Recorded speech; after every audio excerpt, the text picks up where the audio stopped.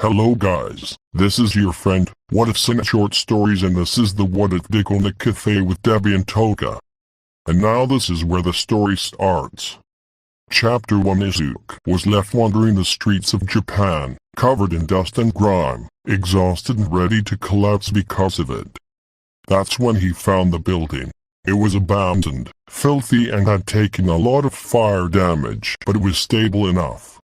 Izuku walked in through a rotten door frame and saw that the inside wasn't really all that bad. Sure, there was a lot of broken glass and trash on the floors, and the carpet had water damage from where they must have attempted to put the fire out, but all in all, it was okay.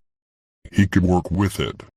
Looking up, there was a loft space big enough for 2 rooms if someone wanted to fix the place up. Izuku looked around, a door in the back corner and a small archway that led into what looked to be a kitchen. There was space for a bathroom at the other end of the room too, but it was mostly just a big open space. Maybe, if no one else would, Izuku could make a home out of this place. Of course he'd need a way to make money too so he could survive. It was a strange feeling, the lack of intrusive thoughts telling him to off himself, but far from unwelcome. It wasn't forever, but just for a while Izuku wanted to enjoy the feeling of hope as he thought about possible futures. Maybe he didn't have to die just yet, maybe a quirk wasn't what he needed, maybe he could make do and make his own worth. Yeah, he didn't need a quirk to fix a building. People did it all the time before quirks, and a whole generation wouldn't be completely useless, so maybe he didn't have to be useless either. Looking around the space again, it looked dirty but not destroyed. He could fix it watching DIY videos online at the library, then turn the space he didn't use into a cafe. It could make enough money to live and he wouldn't have to deal with the extra costs of rent or buying a house. With a sudden burst of energy, Izuku spent the next week cleaning, clearing and fixing the building.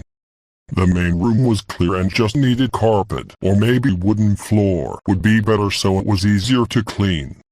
There was space for a counter and a place to make drinks. There was a kitchen that just needed cleaning. Surprisingly, the whole building still had electricity and water, and there was a fireplace that could heat it, so it was mostly functional.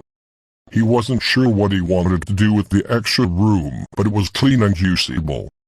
Upstairs there was a place for his bedroom. Someone had offered to donate a mattress before they moved overseas, so he set up a bedroom and small bathroom. The rest of the space was still usable, but he didn't have a reason to use it yet, so it was fine for now. There wasn't a lot left to do, so Izuku made a list. Clean the kitchen, clean the downstairs bathroom, add furniture and tables, get a coffee machine and supplies to run a cafe, fix the floor, decorate.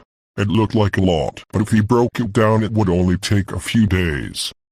He could paint the walls in the cafe, then clean the kitchen while the paint was drying. He could add a second coat of paint, then clean the downstairs bathroom. Once he got the floors down, he could get tables and everything else he'd need. That was only 3 days, leaving 2 days so he could work and get money to buy everything he'd need, then another day to go to Takoba Beach and find any trash he could use. Glancing around, Izuku took note of the door that was missing a lock and the windows that had been boarded over from the outside. He'd also have to decide on a name for the cafe and make a sign. He should also decorate outside a little so people knew it was open. That would only take about a day, so it wasn't too bad. Izuku blocked the front entrance and took the back way out of the building, closing the door and smiling at the thought of his new life without, well, better not to think about it. He had to go to a hardware store and get everything he'd need. He would need to ask for help, but that was okay. As long as they didn't ask his quirk, he'd be fine. If they did ask, then he'd play it off as being passive and non-physical. In the end, he managed to find someone who had a quirk that was perfect for interior design. They offered to help him on the condition that Izuku made the cafe a safe place for everyone. Heroes, villains, vigilante and civilians alike. He agreed, and by the end of the day all he had left to do was paint a sign and think of a name. He decided to write ideas for a name on the chalkboard. It should represent the cafe, so something to do with peace, maybe truce, but that made it sound like everyone was fighting and wasn't really a good name. White flag wouldn't seem right, because no one was going to give people the idea that the cafe was for people to surrender. He needed something that was peaceful but not final.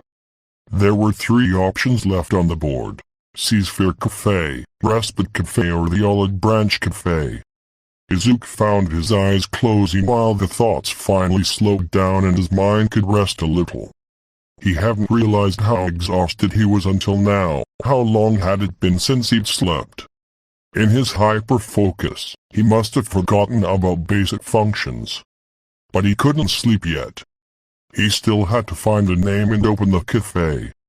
But maybe he could just close his eyes for a while. It was getting difficult to keep them open so it wouldn't hurt, and he could think about the name with his eyes closed. That was Izuku's last thought before he fell asleep. Chapter 2. Everything hurt. The pain wasn't crippling, but it was definitely enough, and Izuku wasn't bleeding or anything. It was just more of a dull ache. The side of his face was numb and his back felt stiff when he tried to move. Realization hit that he'd woken up on a table after trying to think about a name for the cafe last night. He hadn't drank that. He reluctantly stood up, feeling the protest from his body, and looked around at his cafe. It didn't seem real, but here he was. By the end of today the cafe would be ready for real people.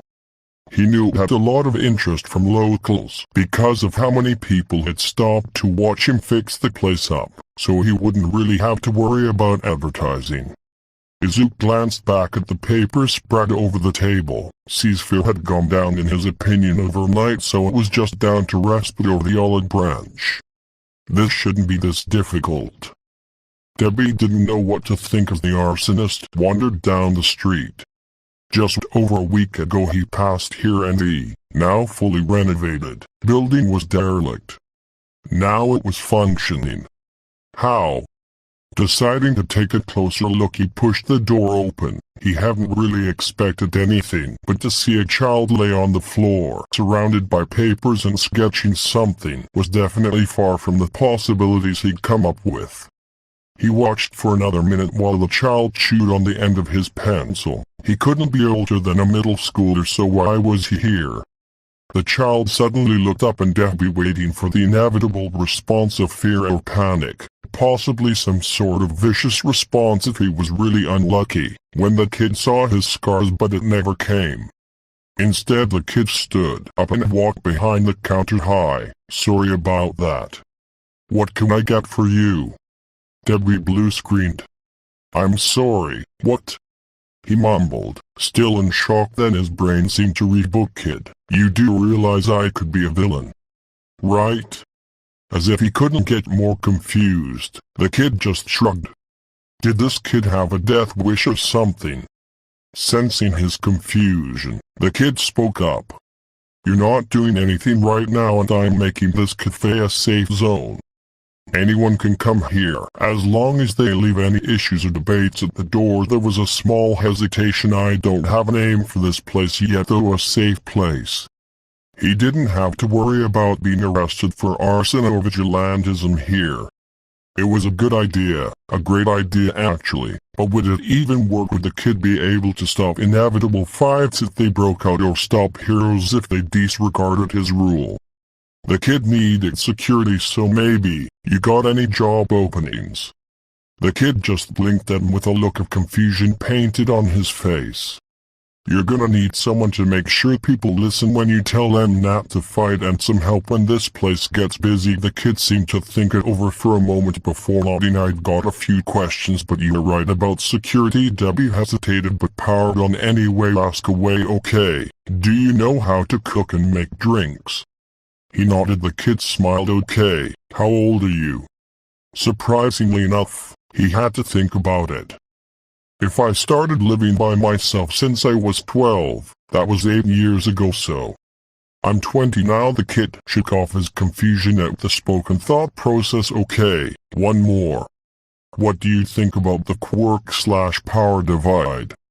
Debbie froze. If he answered this wrong, then it was over. Should he just tell the truth? It was all he could think of anyway. I think it's bullshit. There's heroes like Nehor and Ever who kill people every day. My quirk's fire-based too, but because he has a license, it's okay if he hurts people. Label someone a hero and they can do no wrong. Label someone a villain and suddenly they don't deserve to breathe the same air. He finished talking and didn't dare look up as he asked his own question. What do you think about it? Without hesitation, the kid answered exactly the same. People shouldn't be defined for their quirk or anything. The kid finished. Anyway, you're hired. I'm so sorry, I forgot to ask your name. He chuckled. I go by Debbie. What about you? Izuku? The kid smiled and Debbie couldn't help but feel protective. He'd lost his family and you might not know this kid much, but if he was running from something, Debbie would chase it away so Izuku was safe. So what are you planning on naming this place? He asked, walking over to the fireplace and sending a small flame to light it. Izuku watched the fire for a moment. I was thinking about Respite Cafe. He smiled. I just need to paint the sign in the window frame outside. Debbie gave a feral, shit-eating grin. I'll paint the window. You can get the sign. Izuku nodded, then ran to get everything they'd need. Once he returned, they both went outside and began painting. The window frame was black. They didn't want to have to clean a lot. The sign was simple and just had Respite Cafe in kanji. Beside the door, Izuku had written that the cafe was neutral ground for anyone and everyone was welcome, with the exception of a few pro heroes like Endeavor. By the end of the day, it was finally finished and ready to officially open. Izuku had said that he wouldn't be able to pay Debbie very much, but offer him a place to stay as payment and thanks for helping with the cafe, so Debbie moved in the same day after going to get his bag. They decided that it would stay open all hours. That was how they got their first official customers. A blonde girl with blood on the corners of her mouth hesitantly pushed the door open, glancing inside. She seemed hesitant, but when she saw Izuku and Debbie sprawled over the counter and the table, she stepped inside and waved a knife at the two in a strange greeting. Izuku hopped up and Debbie slowly dragged himself behind the counter as the girl approached. With his signature smile, Izuku greeted the girl, Debbie standing close by, while she slowly tucked the knife back into its place. I'm Himiko Toga. Chapter 3. I'm Himiko Toga. Izuku smiled. I'm Izuku. What can I get for you? Toga hesitated, glancing at her reflection in the glass and shrinking in on herself. Aren't you going to ask? She questioned quietly. Debbie just huffed, letting Izuku handle customers for now. He'd step in if Toga caused any issues. Oh, do you need blood? We don't have a lot, but if it's quirk related then we have some. Izuku was still smiling while Toga just looked surprised. You, Debbie was the one who filled in. Greenie made this place neutral ground. As long as you're not starting shit, we don't care. There was a second of silence before Toga glanced back at Izuku like she was looking for something. Whatever it was, she must have found it because she smiled before asking, can I have a bit of the blood in a red icing cupcake, please? She seemed hesitant, but when Izuku nodded and went into the kitchen to get the blood while Debbie put a cupcake on a plate, she was a bit more relaxed. When Izuku came back with a small glass, Toga smiled and sat down at the counter. So what made you open a cafe for everyone? Most people don't like a lot of quirks. Izuku smiled. Well, a quirk shouldn't define a person and everyone needs a safe place where they're unconditionally accepted. I figured that if no one else would make a place that accepts everyone, then I would. Toga looked surprised. Before she had a chance to respond, the door was pushed open and a large crowd of people came barging into the cafe. Izuku offered the blonde an apologetic smile before moving back to serve the onslaught of new customers. She looked disappointed for a moment, then stood up and followed Izuku to different tables while Dabi stood in the corner. The scarred man only had to kick 2 people out, but everyone seemed to get the memo pretty soon, falling into a relaxed atmosphere around the cafe. Toga was still watching the green boy while he served each of the customers. Izuku is too friendly. He needs someone to make sure people aren't mean. If Izuku noticed Toga following him, he didn't say anything. Instead, collecting orders and serving drinks while Dabi made hot food with his fire. An hour later it seems to calm down, only a few customers left. Toga didn't seem like she was leaving anytime soon, instead staying glued to Izuku's side and scaring anyone who looked like they might step out of line. After he'd finished clearing away used plates and cups and wiping the tables down, Toga couldn't help but ask Izuku, "Why are you so nice?" He answered without thinking again, "People are mean, they shouldn't be but they are. Sometimes we just need a place or a person we can go to make us feel better. I guess this cafe is just my way of making a place I never had when I needed it." He had a distant smile on his face for a moment. It suddenly brightened back to his signature sunshine grin. Then he handed Toga another glass of blood and continued to clean the cafe. Izuku was strange, Toga thought, but everyone was. Maybe she just wasn't used to nice people. Outside, a figure dressed in dark clothes was watching the new cafe that recently opened curiously. It seemed too good not to be suspicious, a place where everyone's welcome. Was someone planning something? That may just be the paranoia talking, but one could never be too careful. With that in mind, the figure moved forward to investigate. As they opened the door to the new cafe, they were hit with the smell of freshly baked cinnamon cookies and wood smoke from the fire. The atmosphere was light, despite the bloody knife collection on one of the back tables and the girl who was meticulously sharpening and cleaning each blade. He was so focused on that he didn't notice the green-haired kid who materialized a few feet in front of him with a sunshine smile. "Hi! Welcome to Respite Cafe. What can I get for you today?" Green said happily, scanning him for any sign of danger. He noticed the name tag, decorated with red flowers and glitter, that read Izuku. The kid seemed not evil, but there was a tall figure behind Izuku who had a protective air of "I'm gonna fuck shit up," and they seemed to be very protective towards the green child. So the new customer decided to just order and try to figure out if this place was really what it said it was. He hoped it was just a cafe as it said. He liked the atmosphere here. It'd be a good place for his coffee runs afterward considering its placement. Chapter 4. So 2 large black coffees, is that all? Izuku asked, desperately trying to hide his emotions behind a smile. He noticed Dabi in the corner of his eye looking fiercely protective, and Toga had an air of caution too. It was only natural. The man wasn't a villain or vigilante and was known for being unpredictable. He gave a grunt and sat down. Izuku would be lying if he said he wasn't full of nervous energy. He'd only ever heard stories, but never thought he'd meet his favorite hero. But here he was, right in front of him. He quickly made the coffees and put them down on the table with a quiet "Here you go," then rushed back to the counter where Toga was sharpening her knives. He drank both the coffees at an excruciatingly slow pace, then paid and left quietly. Izuku couldn't judge, but he desperately needed to fanboy about having Eraserhead in the cafe. Holy shit. Eraserhead was there. He drank the coffee. He'd been right there and Izuku didn't even get an autograph. He let his head hit the counter and glanced back to where Eraserhead was sitting not very long ago. On the chair next to where the hero was sat was a gray scarf. He hadn't even noticed the hero take it off. When had he?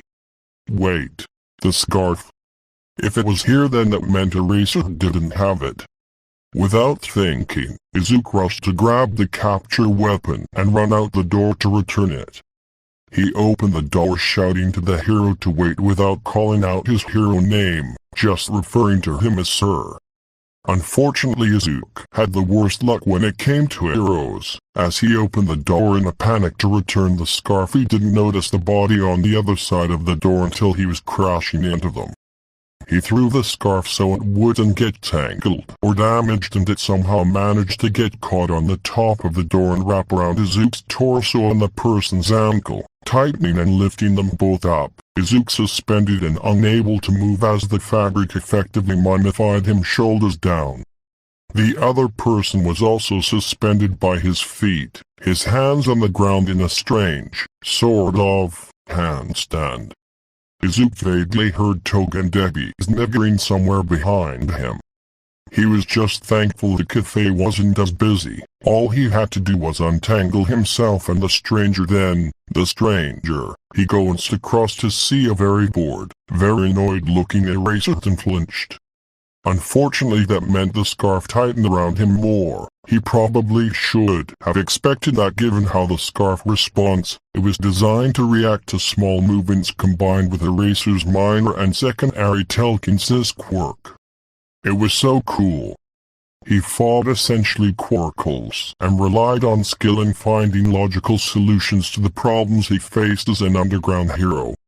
Izuku-kun, do you want me to cut you down? He registered Toga walking closer with one of her knives as Dabi also moved forward to catch him once a blonde cut him free. It was nice that they cared, but if they cut Izuku, then Eraser would also come down. He didn't want to risk it, so quickly told them to wait. The hero was watching him curiously as Izuku used all his strength to pull himself up, biting the end of the capture weapon that was hanging by his feet at the top of the door and jerking his head, so he began lowering Eraser down. Once the hero wouldn't get hurt, he began freeing himself. It didn't take long, and the fabric was actually quite easy to manipulate once he figured it out.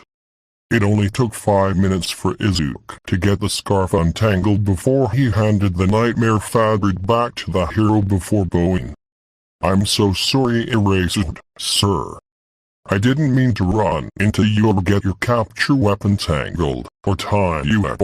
His voice grew soft and quiet so it was hardly audible. Not trusting himself any more that he had to, Izuku mumbled, "I'm sorry," again, and nervously waited for the hero's response. Eraser sighed, dragging a hand down his face as he returned the scarf to his neck. "It's fine. I'm more surprised you know me and got it untangled without help. Well, I noticed that you only use small movements, so it's more unpredictable. I don't have a telekinesis quirk like you, but I figured since that's secondary, just you being near would be enough." So the kid rambled on while Eraser just gave a confused look, glancing to the blonde girl and scarred man for an indication at what to do, but they both just looked fond of the mumbling. The blonde seemed a little dazed, but made no indication of what to do. The scarred man finally noticed his confusion and just had to give him a minute. If you try to listen, and you're smart enough to understand, what he's saying usually makes a lot of sense. That seemed to cut the kid out of whatever the process he was on. He looked sheepish, rubbing the back of his neck and apologizing. "It's fine, kid, just don't go telling anyone any of that stuff." The hero watched as the kid flushed and smiled, deciding that there was no way Izuku would have anything to do with the underground other than only in a cafe in a run-down part of town. He was just too bright and sunshiny. With the capture weapon back around his neck, Eraser had turned to leave when he found another coffee shoved in his hand.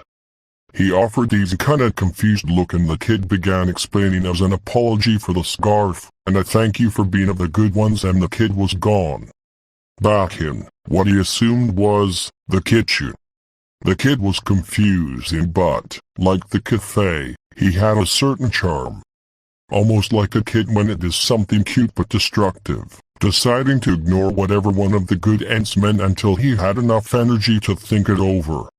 Regardless, it was a good cafe for his coffee runs after work. Izuku was ready to cry. He'd watched Eraser leave the cafe twice and didn't get an autograph. At least he'd thanked him for being a good hero who didn't leave certain victims or leave people because, no, he wouldn't think about that. Eraser was a good hero. Izuku had thanked him. Maybe if he was lucky the hero would come back and he could get an autograph. About 5 minutes later, Izuku found himself watching a pre-work movie on a stolen laptop with Toga and Dabi beside him. Chapter 5. Tsukauchi needed a raise. He watched as Eraser walked into the precinct and let his head hit the desk. Was it too early to retire? The underground hero was known as a sort of Grim Reaper. If he was there, then someone was going to have to mourn their weekend and watch their soul slowly wither and die with the endless workload. The fact that the hero had a coffee in a takeaway cup was bone-chilling. It meant he didn't have time to stop, which meant whoever was Eraser's victim wouldn't have time to breathe, let alone drink coffee. Tsukauchi tried to ignore Aizawa's presence, but it grew impossible when he heard something drop onto his desk. Looking up, he saw a folder with no more than 3 papers in. Not enough information for any good leads on the case, but more than enough for a headache, and the coffee in front of him. The hero sighed. Don't worry, this isn't official. I'm just paranoid. Goodbye weekend. What do you need, Aizawa? He asked cautiously but still, unfortunately, curious. I went to a cafe. It claims to be another neutral ground, but I'm not sure. The detective noted the voice in his head that was screaming half-truth. He cringed slightly and hummed so the hero would elaborate. Its owner recognized me and new information. Aizawa tiredly rubbed a hand over his face. The only people who know me are victims or villains. He isn't a villain, so I just want to make sure he's safe. Goodbye. Non-existent sleep schedule. It could be worse. The owner could be young or in immediate danger. At least he could just go and ask if he was safe, then either build a case or drop whatever this is. Okay, I'll need you for backup and I'll stop by the place tomorrow. The hero nodded and turned to walk away, but hesitated and said, oh, the owner's a kid. He's working with a man with extreme scars and some other girl around his age I recognized from a case a few years ago. Then Eraser walked back out the door, leaving the file and coffee. Fuck.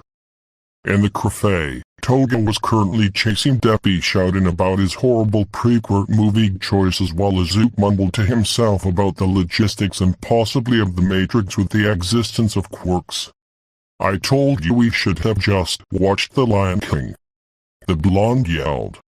Well, how was I supposed to know good entertainment would break the green bean? Dabi argued back. This went on for about 5 minutes more before the theme tune to The Lion King began playing and Izuku smiled at the pair as they hesitated and looked at him. We can watch The Lion King too. I can think about multiverse theories and quirk development later. Izuku smiled. Toga and Dabi just looked at each other, then back to the laptop, deciding to drop their knives and human flamethrower quirk in favor of watching pre-quirk Disney movies. About half an hour later, the unofficial Izuku protection squad was growing more emotional as they watched Mufasa fall into the canyon and be killed while Izuku just watched looking emotionless. By the end of the film, Dabi had bloody tears dripping down his face while Toga hid her face in a pillow. Izuku still hadn't cried. They put on up, Toga and Dabi cried. Izuku laughed at Russell's antics and Carl pretending to not care.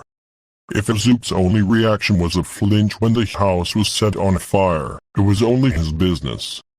Dabi and Toga were too invested in the movie to notice anyway.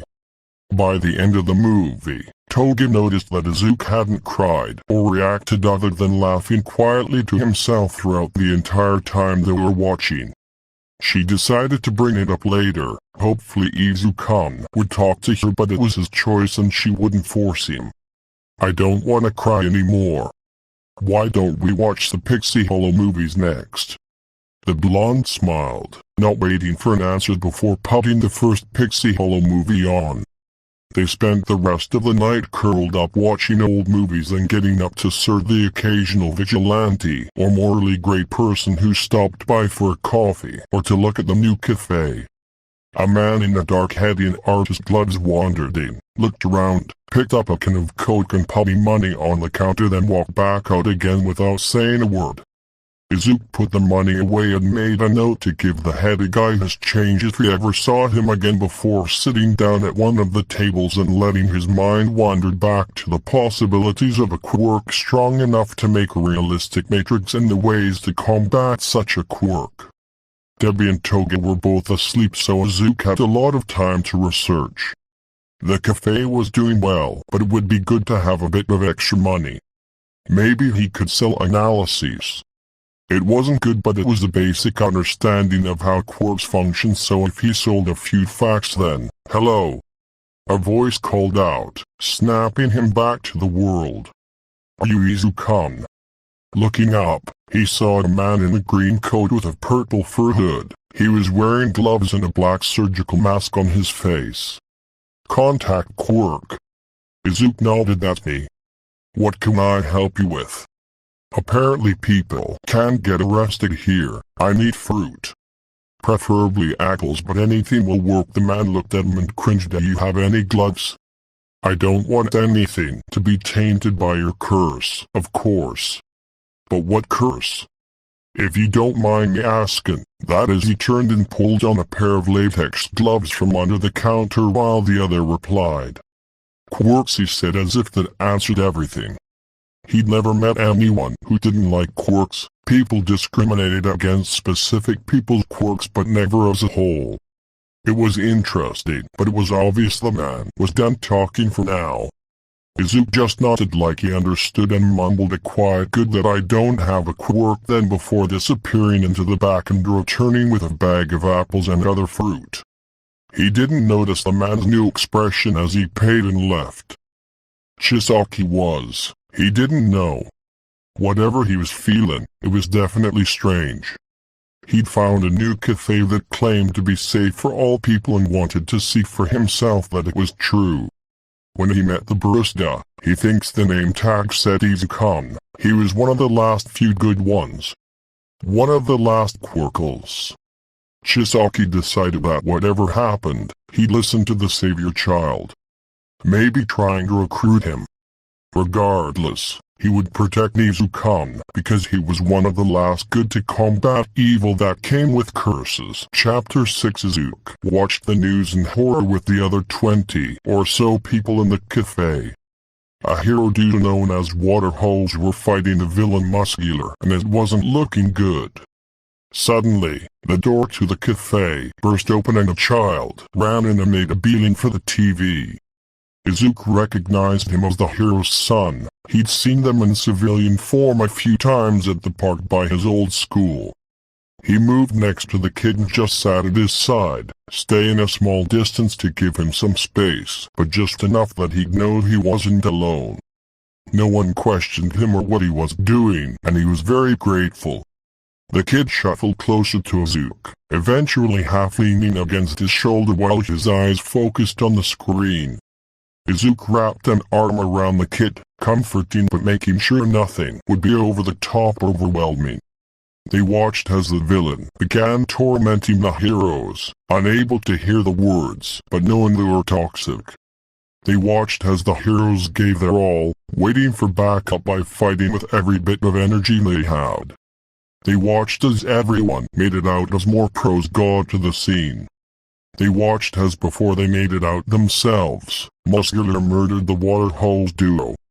The last thing they saw was blood pouring out of the now broken bodies and the news cutting to commercial with a number for anyone to call if they were upset about anything they've seen surrounding villain fights.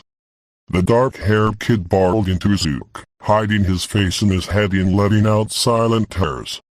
A few of the vigilante tried to comfort him, saying his parents were so brave for sacrificing themselves. The villains either stayed away or muttered apologies. It wasn't right. Izuku nodded at Dabi and carried the kid into the back room, letting him mourn and grieve as much as he needed to while stepping out and asking Toga to call the police and tell them that Waterholes' child was safe and they'd bring him to the nearest station once he'd had enough time to get past the initial shock. The kid cried for hours. No one could blame him, he just watched his parents be killed. Izuku stayed with him, just existing in the same place and letting the kid cry without judgment or isolation. Checking his phone told him that Muscular had somehow escaped the scene, so he quietly turned on notifications so he'd be able to see.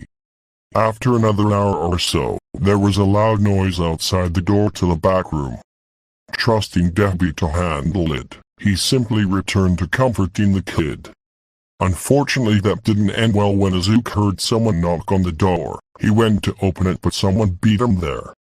A vigilante he recognized as Crawler smiled sheepishly. "Hey, do you have a phone we can borrow?" Izuku just handed over the phone, stepping out of the room to see what was going on. Muscular had apparently shown up to get away from the police. With his name newly on the banned list thanks to Dabi, everyone retaliated to his presence. Fortunately, that included two known vigilante, a group of villains and some lesser-known vigilante. Muscular was currently restrained on the floor, seething at the group of unofficial heroes who stopped him. It was easy to understand why they were happy to help stop him. The rule of the underground is that you don't kill without reason. Muscular killed because it was fun, and that was it. He didn't care about who he hurt or what he did. Looking around the scene, Izuku managed to get some control. Does anyone have a temporary quirk that would stop him moving or make him less angry and more likely to listen? A small-time vigilante raised her hand. "I can control a person's movements as long as I'm touching them," she said, quietly. Izuku nodded. "That would work. Okay, instead of calling the police and bringing them here, where Waterhole's son is, we can take Muscular to a nearby police station. Vigilantes, follow Toga. Morley Gray, either stay here or follow from a distance for backup in case Muscular somehow manages to try something." Everyone nodded and began moving to follow Izuku's instructions. He turned and went back to comforting Koda. The officers didn't know what to do. A group of vigilante had somehow found and banded together to stop Muscular. They didn't see the villain who were watching nearby. They did however see the blonde wearing a face mask and all dark clothes. In case anyone's wondering, Toga used her quirk so she wouldn't look as much like herself, but more like a sister or something. The blonde was the one who spoke up. "We found Muscular attacking a safe zone.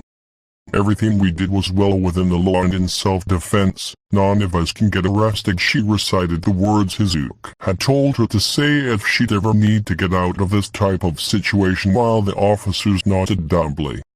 After a few minutes, Muscular was in custody and had quirk suppressing cuffs on to stop him rampaging anymore. The group was about to leave when a uniformed officer stopped them. "You're all known for working alone. Who organized this?"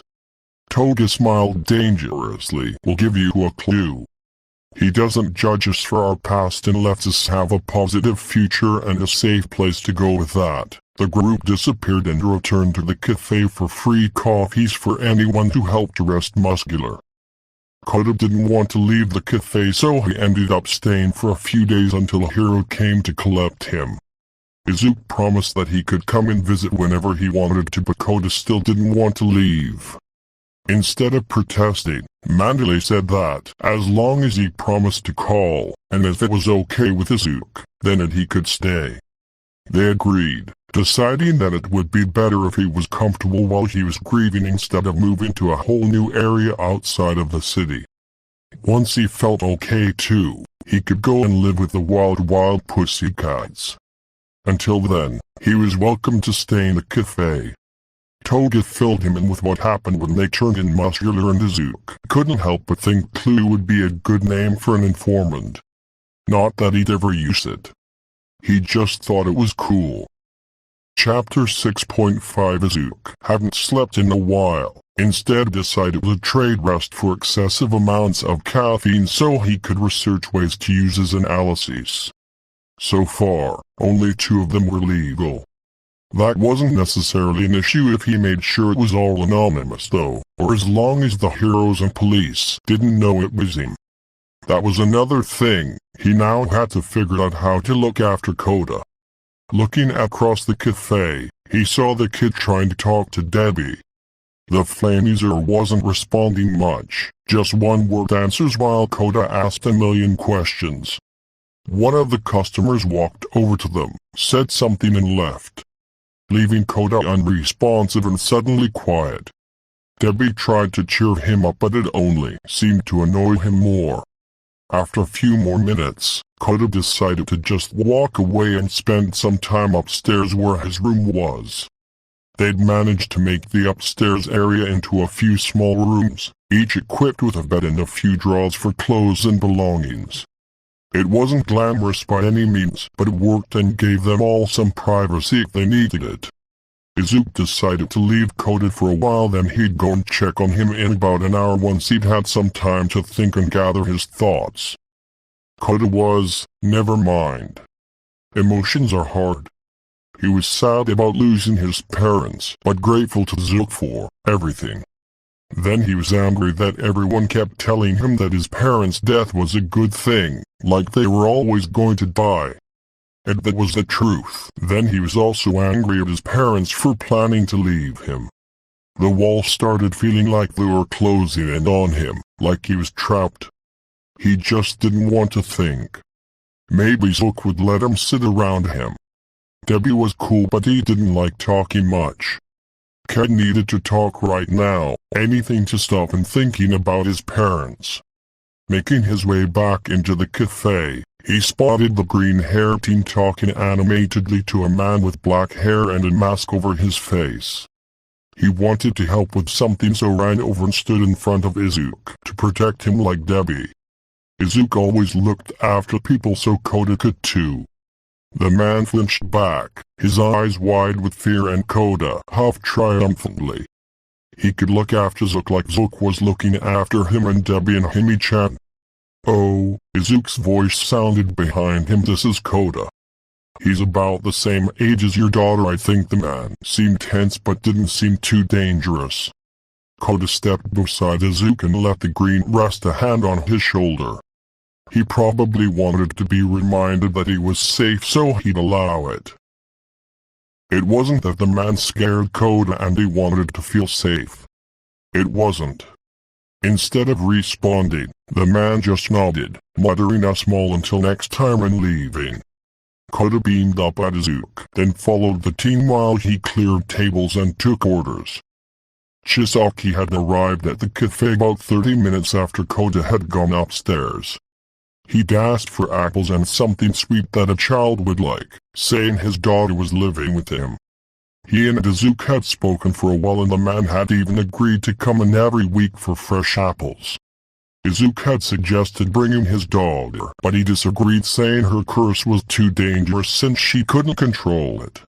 The man noticed his analyses and asked more about it. Izuku was happy to talk about quirk singularity theory and how if quirks increased in power and evolved too much that they would essentially destroy a person.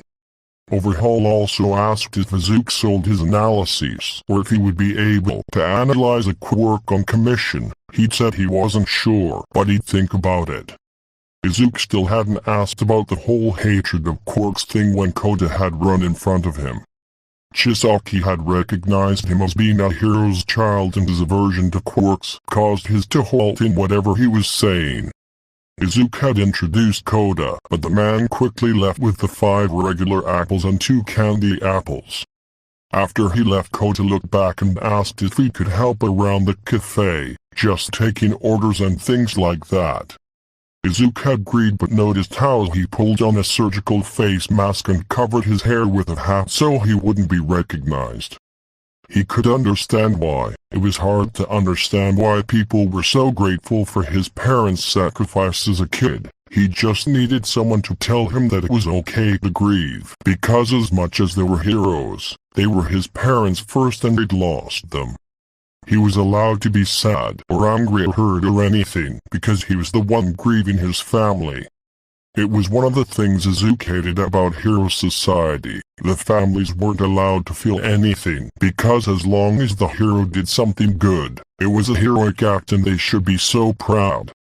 No one was proud of loss. It was selfish to assume they would be.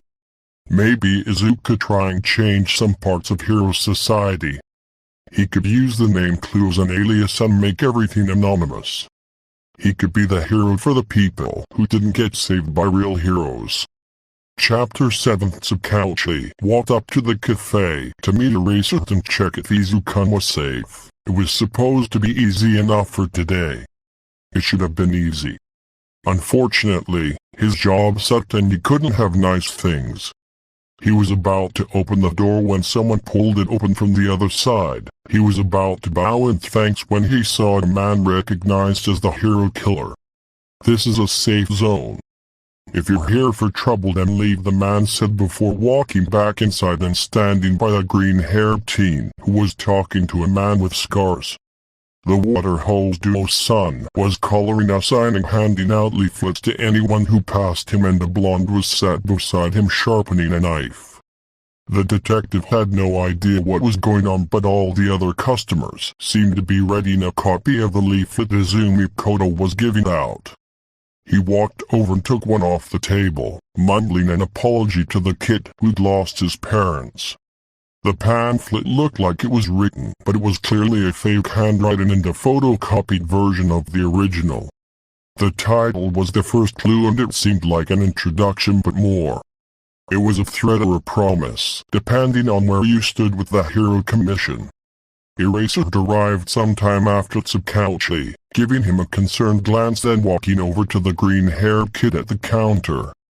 They spoke for a few moments and Eraser gestured to him, walking over with the kid at his side and Waterholes' son beside the green one. Kota had a notebook and was wearing the same outfit as the green kid, the only difference being his hat and face mask. At least he didn't seem to be doing too bad, as strange as it was seeing him copy Izuku. It was going to be difficult to talk to the kid and make sure he was safe, although his main concerns were now with who Clue was and what they planned to do so he could make sure it was nothing too bad. Tsukauchi Eraserhead's greeting cut through his thoughts.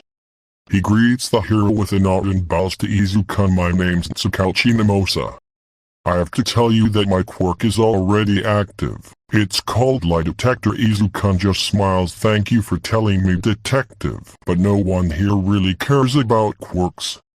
As long as you're not causing trouble and you're not on the list, anything goes. My name's Izuku, by the way, but any nicknames based on that are fine too, the boy greeted, bowing his head. Kota did the same half a second after. Tsukauchi could only nod. He could understand how Eraser didn't think there was any possibility that this kid was a villain. His smile was just too bright. What's all this about Clue?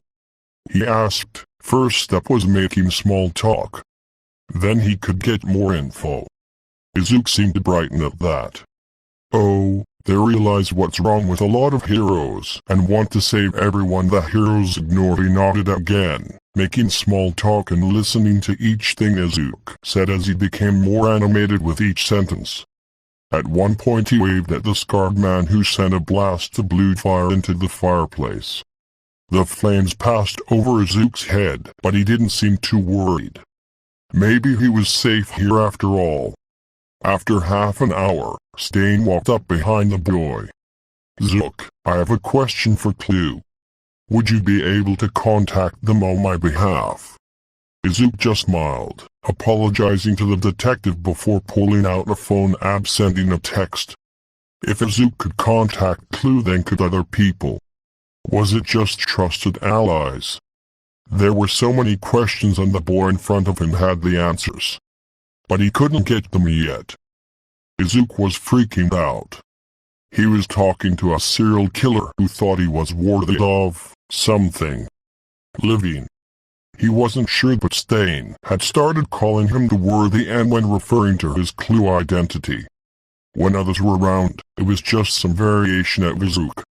A few people knew his identity: Dabi, Toga, Kota and Stain for now. He wanted to tell Chizaki too, but that would have to wait. Everyone had promised not to tell anyone they didn't trust, and they'd said that no one could ever tell heroes or police. So far he'd only written that there were corrupt heroes only working for fame and that some were genuinely good. He'd also given people ways to support truly good heroes like 13, Present Mick and Gang Orca who worked as heroes for clear and good reasons. Apparently that got a lot of attention. People in the underground listened to him. Or they listened to Clue, but they listened to his thoughts behind the name. Even Eraser had said that it was about time someone did something about the corruption in the Hero Commission. He legally couldn't say anything more, but it was very encouraging. Then he gestured to a detective friend he was planning to meet with and offered to introduce them. Izuku wasn't sure why, but he'd gone along with it. After a while the hero and detective left. He forgot to ask Eraser for an autograph, but couldn't be too upset, especially after the hero had started calling him Problem Child since he walked in and Izuku was almost falling off a chair trying to change a light bulb behind the counter while Dabi was in the kitchen. Just because he was short didn't mean he couldn't do things. Regardless, the hero never meant it as an insult either. He'd said it with a sort of half-smile and asked if he'd meet Izuku while he wasn't off the floor. He likes to think Eraser would keep coming back, but he knew the hero was only coming to the cafe because it was convenient, but today was going too well to be upset. He'd successfully created an informant personality, made friends with a serial killer, and spoken to his favorite hero. Even though he forgot to get an autograph, but he could ask next time. The bell to the cafe rang and a figure wandered in, keeping his hood up and looking around the crowds. Izuku smiled, deciding today was a good day, and waited at the counter for the new customer to order. Chapter 8. He couldn't figure it out. The green NPC in the new cafe seemed strangely important. Like he had a task he couldn't unlock without the green NPC. It was annoying. He felt a warm liquid drip down his hand and stopped scratching his neck. He should just go back to the cafe and find out more information so he could unlock the next level. Walking to the cafe was strange. On the streets, everyone seemed to be talking about something. Some clue that would give them information to do something. Tomura wasn't sure, but he'd find out eventually. First he'd focus on learning more about the green NPC. As Tomura pushed the door open, Green was stood behind the counter writing something in a notebook. He looked up and he walked towards where Green was stood. They just looked at each other for a moment, both trying to figure something out. Green must have realized whatever he was looking for because his expression brightened. So bright. Hey, I know you. You came in a few days ago and got a can of soda. I kept your change in case you ever came back. The green NPC was smiling and mended unnerved Tomura. He didn't know how to respond. What was this? It was too simple. There had to be more about the green NPC. Instead of responding, he put money on the counter and sat at the back of the cafe where he could observe and find the answers he needed. As much as Tomura hated to admit it, he wasn't the only player. Everyone had their own quests and tasks. Watch how other people played could sometimes help. Green Scar Companion seemed like a good information source. The blonde was too immature and he hated brats that were as young as the hero's kid. He'd see if Scarface had any information to offer them. Talk to Green. Unless Green was a player, Tomura had a lot to think about. Stain rarely enjoyed anything other than homicide. He didn't feel happy other than when he could kill fake heroes. It was unfortunate that murder was so frowned upon these days. Thanks to that small detail, his method seemed controversial. He knew hero society was broken. He knew it had to be fixed. Killing was all he could think of to fix it. Of course, he still needed plans to rebuild society after it was broken, but that would come later. He just had to find a way to get people to see why he was right. And Clue had already done that. They wrote about heroes, and they wrote honestly. He go on looking for whoever this clue was and found out the sunshiny, all happy, smiling, positive and just, Zero-Barista. Apparently he had a lot of nicknames that were all variations of Izuku. The name Izuku was just generic, so he didn't know if it was his real name or one he chose once he became a part of the underground, but that wasn't his business. That didn't really matter to him if it was a real name, and Shin's one. Zero understood his ideals and had found a way to get other people to understand too. But not just that, but he'd also corrected a lot of heroes he had all wrong.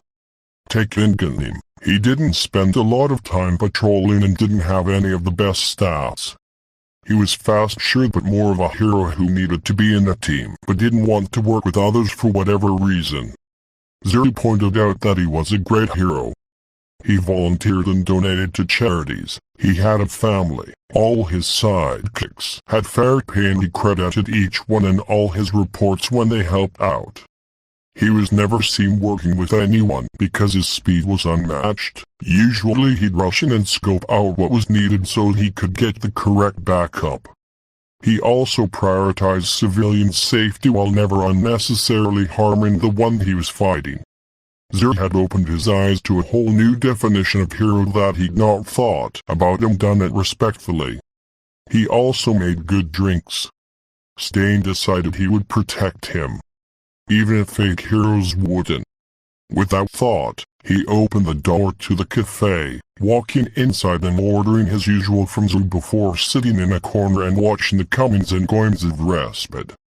There was a new customer with blue hair and an obvious aversion to moisturizer that seemed too suspicious. Stain wanted to make sure he didn't cause any trouble for Zero, especially while he was focused on research for his next clue project. This was useless. Scarface NPC wasn't giving up anything. Maybe he should just talk to the green one.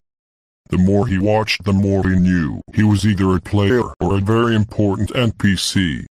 It would be useful to get some more information about him. The only problem was that he seemed to never be away from the crazy blonde Scarface, Stain or the hero's brat. He just wanted information from the green character. He hadn't realized he was scratching till a hand holding a first aid kit reached out to him. Looking up, he saw whose hand it was. The green character was willing to interact with him. This would be interesting. Izuku was worried. The blue-haired man hadn't really spoken other than cursing under his breath, and he was scratching his neck and bleeding. He was familiar with Sephiroth. He knew it would always be difficult, but he wanted to help. He pulled out a basic first aid kit and made his way over to the corner, silently holding the kit out so he could offer help. If the blue-haired man didn't want his help, then at least he wouldn't get an infection or anything. If he did want the help, then Izuku could make a new friend. Chapter 9-10. Izuku carefully cleaned the small cuts and made sure to cover the broken skin with band-aids. It wouldn't hurt as long as they came off with water. The blue-haired man hadn't said a word to him, only flinching slightly whenever the alcohol stung. Once everything seemed to be okay, Izuku stood up and began putting the first aid kit back together when a gravely voice spoke behind him. "How long have you had the cafe?" Izuku turned and smiled. "Not long. I needed a place to stay about 2 months ago and found the building. It just went from there." The blue-haired customer seemed to be struggling to find something to say. "Do you live close by?" The blue-haired man looked surprised at first. Izuku didn't miss the trembling hands, or there was his hands twitched like they wanted to do something. He handed a roll of bandages to the man, letting him fidget with them. He hummed in response, though it sounded like a strangled gargle. "Sensei gave me a bar not too far so I can complete my tasks," he managed to say before the bandages turned to dust in his hands. Izuku continued, confessed, "That's nice of him. What are your tasks if you don't mind me asking?" The man looked stressed as he eyed the pile of dust on the floor. "I have to kill All Might and break Hero Society," he stuttered, struggling to focus on breathing and talking without the distraction the bandages gave him.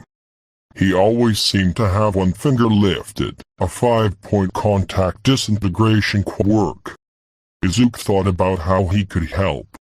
Maybe artist gloves and a few fidget toys. He made a mental note and smiled at the blue-haired man.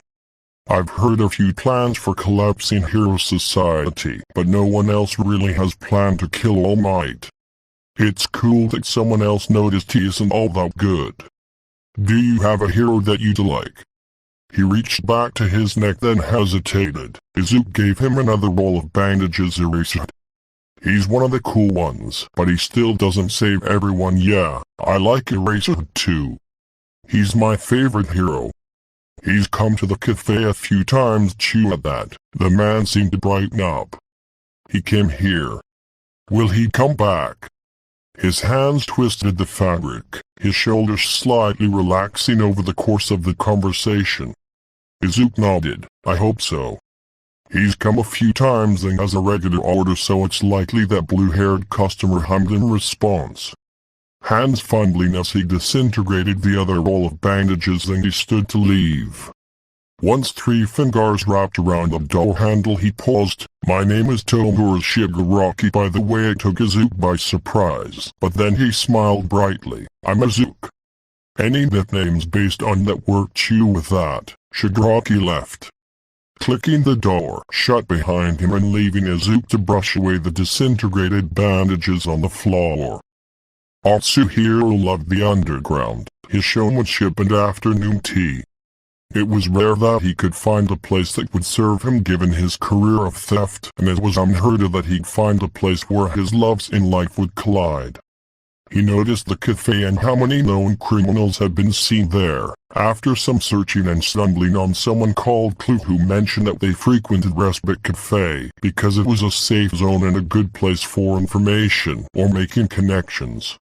He never saw Clue in person. The Enigma preferred to remain anonymous and communicate through an online chess website. Of course, they'd hack the site and erase all evidence of messages that could have some sense of information that would be useful against them. Only 2 of the messages have been deleted, but despite most having the comparison of deleting something on the internet to removing a specific drop in the ocean, Clue seemed to be knowledgeable enough that it was more simple for them. Thinking over his conversations with the cryptic enigma that was Clue, he decided to visit the cafe. It was in a more accepting part of the city, so hopefully he wouldn't have to overthink all his decisions later on while being swamped with regret. Atsuhiro hoped the cafe in the center of the underground would be a good place for afternoon tea whenever he had a spare moment, and possibly a place his flamboyant behaviors would be accepted. Perhaps it would be the place to see his 3 passions merge and collide. This is the end of the episode. Thanks for watching.